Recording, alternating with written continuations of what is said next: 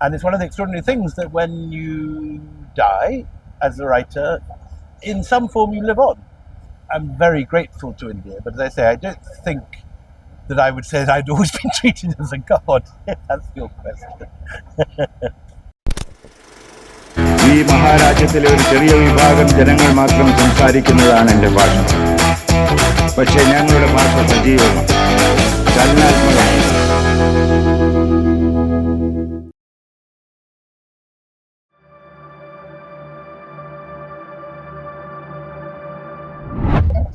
Why is history important? Because it is the roadmap by which we work out where we are. If we don't know where we've come from, we can't understand the present. We can't understand how we got here. So not knowing your history is like finding yourself without a map, without Google Maps, without being able to locate yourself in the landscape you find yourself. So for me, certainly, it's a tool for understanding everything around us. But also, it is subject of intense fascination, and I research history as a pleasure and a pastime. And if I was to win the lottery tomorrow and never needed to work again, I would still read and research history because I find it appeals to me. It keeps my interest in the world alive and present.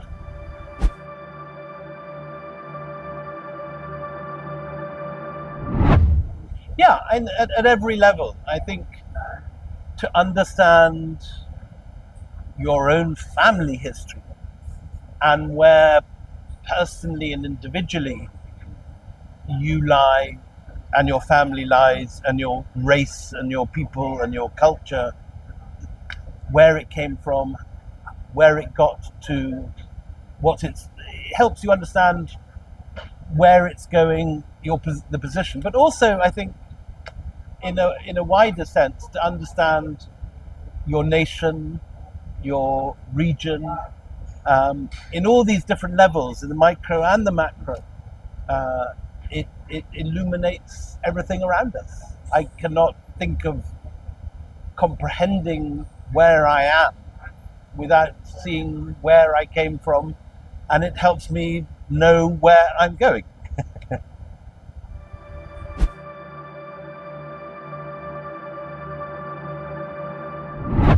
So, for example, if you look at the trajectory of other moments in history, for example, I've just come out of an interview where we were talking about India's rightward shift. Around us everywhere, we have evidence that the power of the ruling party is growing, that the number of seats they're taking, the Congress is currently slipping away. Now, if you don't know history, you might assume this is an absolute and unalterable trajectory. But knowing history, we know there are tides in the affairs of men, as Shakespeare puts it, that just as the post-war period saw an enormous growth in the power of the left, so the present sees the power of the right, and that these things come and go. So in understanding how things work through looking at history, you can predict what will happen next. I can predict with confidence that there will be a different party in power in 30 years, simply because you know that things come and go and that there are fashions and tides in politics as there are in anything else. Now, that's just one example, but it's an example of how, just as physically, if you find yourself without a roadmap and you have no idea how you got to this tent that we're now sitting in, on the beach where we're now sitting in the state of Kerala, we would be completely lost. The same is true of history of this place. So I certainly find it an invaluable tool, and it informs the way I think and how I understand the world.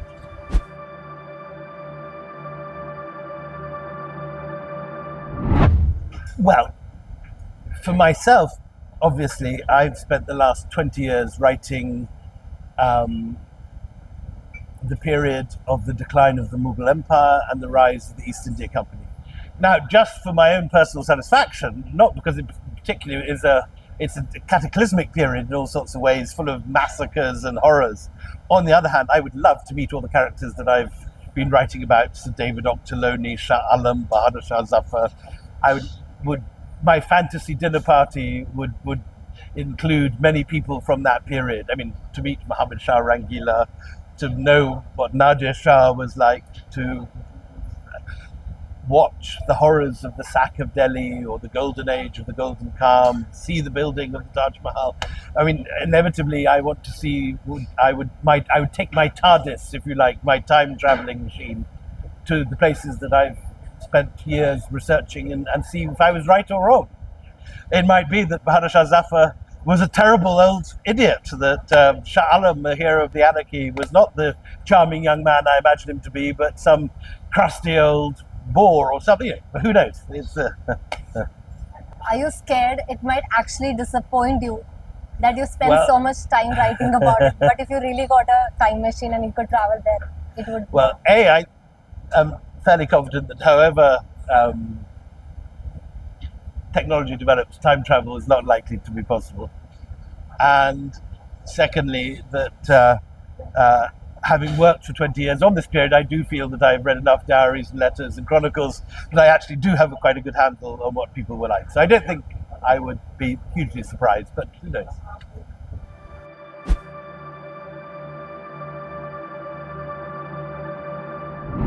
So, biography and novels and movies about individuals has always been something out there, but it's never been a particularly Indian form. It's interesting. You have, if you look at the Roman Empire, there are biographies of many of the leading figures that survive, and many more which are lost. But there's no indication that there were ever biographies of the Emperor Ashoka or Chandragupta. I mean, there are things which India has produced in great abundance, like mathematical texts, astronomical texts, books on ritual, which India is very rich in. But biography is not a form that India has traditionally excelled in. And the great biographies of Indian history tend to be written by outsiders who come in, like the Emperor Babur. For my money, the greatest autobiography in Indian history. It's an extraordinary book. Babur, who's not regarded very warmly by the present dispensation and government, as a human being, is an extraordinary recorder of his own world. And the Babur Nama is a book I'd recommend to anyone. I've edited an edition by Everyman, and the picture that emerges of Babur in that is quite different from the political picture given out by the ruling party. But it's interesting to see how this traditional avoidance of biography is something which is still present in Indian historical writing, very large. If you compare an American bookshop, you'll go in and you'll see biographies of all the major American presidents. Only a couple of people like Ram Chandra Guha and a few others have written biographies of the major post-war figures of Indian history: Nehru, Gandhi, Lal Bahadur Shastri. Second-tier figures like, I mean, take your pick, Azad. You know, a lot of these people remain pretty unwritten, and ditto Indira Gandhi, Vajpayee, Advani. These are major figures who anywhere else in the world you'd expect to find libraries of books of. And this is a point that Ram Guha makes very frequently, that there is an odd absence of biography in India. And he is now currently editing a series of biographies for HarperCollins to try and fill that gap. But so I don't think it's a new trend. I think it is something which has existed everywhere outside of India and is now beginning to trickle into the Indian psyche. But it's interesting because it's, as I say, it's something which is a feature of Indian history, the lack of biography. And there is a wonderful history book on medieval India by Richard Eaton called The Social History of the Deccan, which has this lovely phrase that Indian history is oddly unpeopled, as if unpeopled in the sense that Indian historians tend to write about political movements or economic trends or isms, feudalism, Marxism, but not the individual. And it's only in the last 10 or 15 years that you have the beginning of a biographical rewriting of Indian history.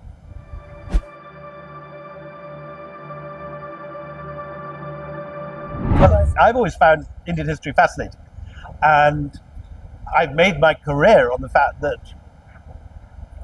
it seems to me very easy to make Indian history very interesting, and it shouldn't be possible for an outsider like me to come into India and write whole swathes of Indian history that have really not been written much before. The whole late Mughal, early company period. It was an almost unwritten period of history, and it is odd that it's an insider. It's odd that an outsider like I can come in and do this. But my books, my last book, Anarchy, it sold 250,000 copies here. There is a huge appetite.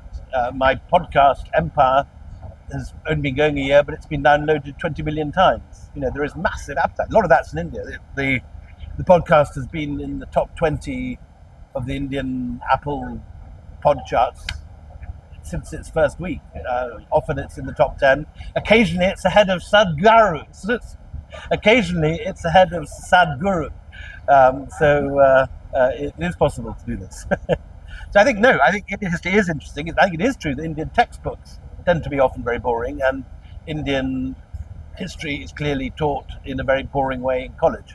That doesn't mean it is a boring subject. It means that people have been teaching it in the wrong way and writing textbooks in a way that kills off the subject for students.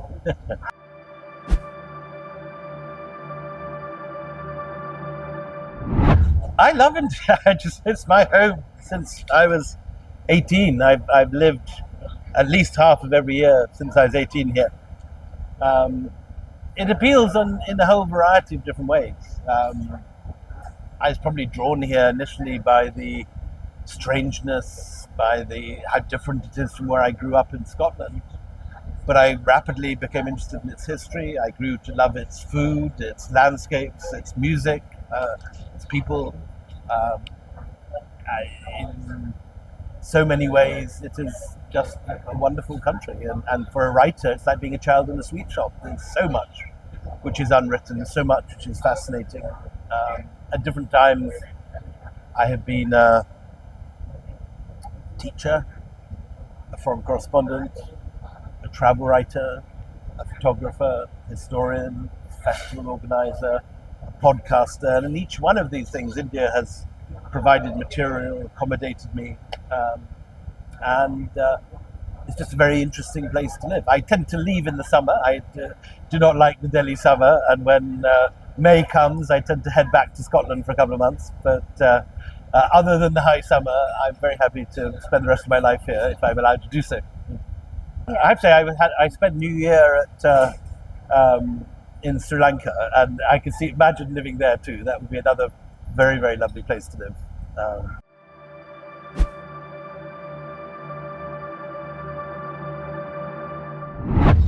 Would young William be proud of the present? I think in some ways young William would be very surprised. I don't think the child version of me would have expected to find me in India wearing kurta pajamas, happily moved to the other side of the world. But asked what I wanted to be, I've got a school textbook somewhere from my primary school where I said I wanted to be. They said, "What do you want to be when you grow up?" And I wrote, age 5 or 6, an author and an archaeologist. So it's not so far from what I am now. So I think I knew what I was interested in then. From a very young age. It's just the geography that's changed. But that has been constant since I was 18. And I spent my 19th birthday, woke up in a deserted temple in Hampi, and got up, walked through a banana grove, and bathed in the Tungabhadra River on the morning of my 19th birthday, and more or less that I'm very happy what I would like to do today too, my next birthday.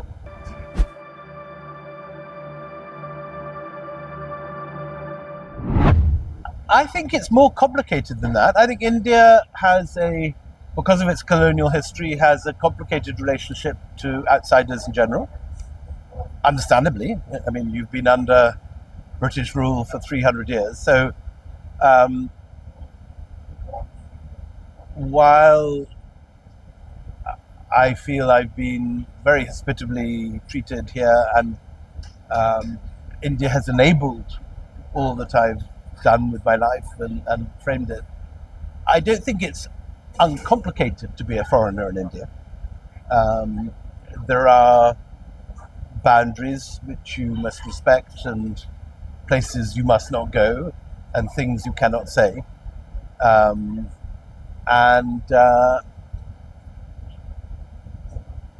Yes, I think that colonial history and India's past has left an extremely fraught relationship with the outside world. And in all sorts of ways, India is not necessarily an easy place to live as a foreigner. The bureaucracy, for example, is not particularly set up to welcome outsiders. The way the hoops you have to jump through to get your visas and so on are complicated. I've been here 40 years, but I'm not an Indian citizen. I haven't got the right to vote. It's pretty frowned on for an outsider to comment on Indian politics, though I've been here all my adult life. So, there are boundaries which I understand and respect. So I'm very grateful to India, but as I say, I don't think that I would say that I'd always been treated as a god, if that's your question.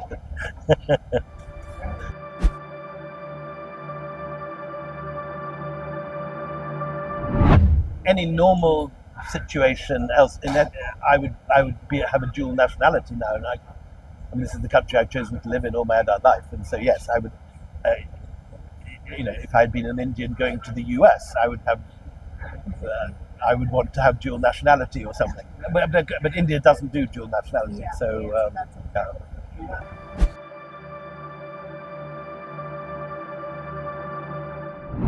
Most important thing is really I've never had a formal office job ever in my life, other than for 6 months immediately after college, when I decided that I never wanted to have another office job ever again, and never have. So as soon as you're your own master and able to control your own life, you have all the time in the world. And you can just, if you're lucky, you can design your life in such a way that you're doing things you'd like to do rather than things you don't particularly want to do because someone tells you to do them. And if you're doing for a living what you would do naturally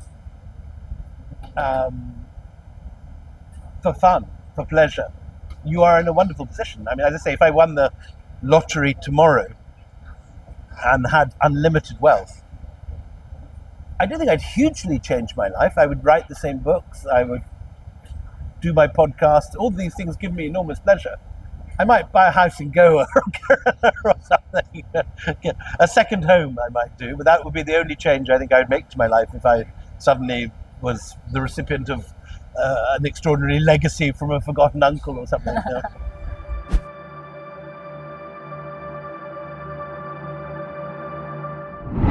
Definitely, I'd love to wake up. I've just come from Delhi, where there is currently thick fog, and it's very cold. And this morning, to wake up in the Ravis near Calicut, to look out on the backwaters, to see the palms, to go swimming in a gorgeous swimming pool, was a huge pleasure. And so, no, I would definitely, if my biggest dream would be, if something was extraordinary to happen, I would buy a house in Kerala or Goa and look out on the sea each morning. You'd buy a house in? Either on the coast of Goa or Kerala, and look out on the sea in the morning. Please come to Kerala. I would love to. I love the food. I'm looking forward to my lunch in the Paragon this afternoon as one of the great pleasures.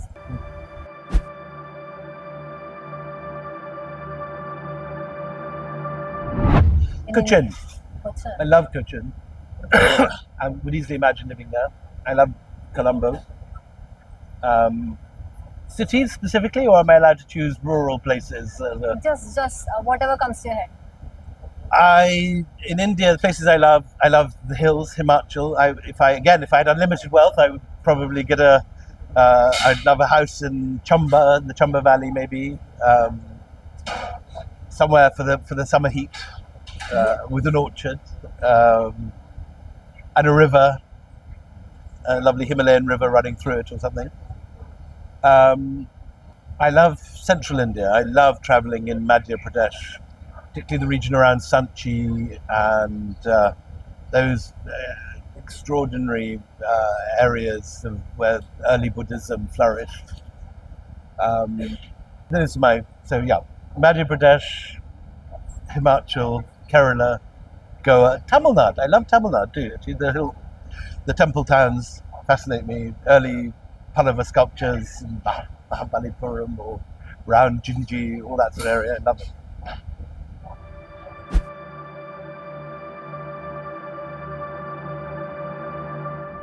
I think any writer knows that their legacy, for better or worse, is their books.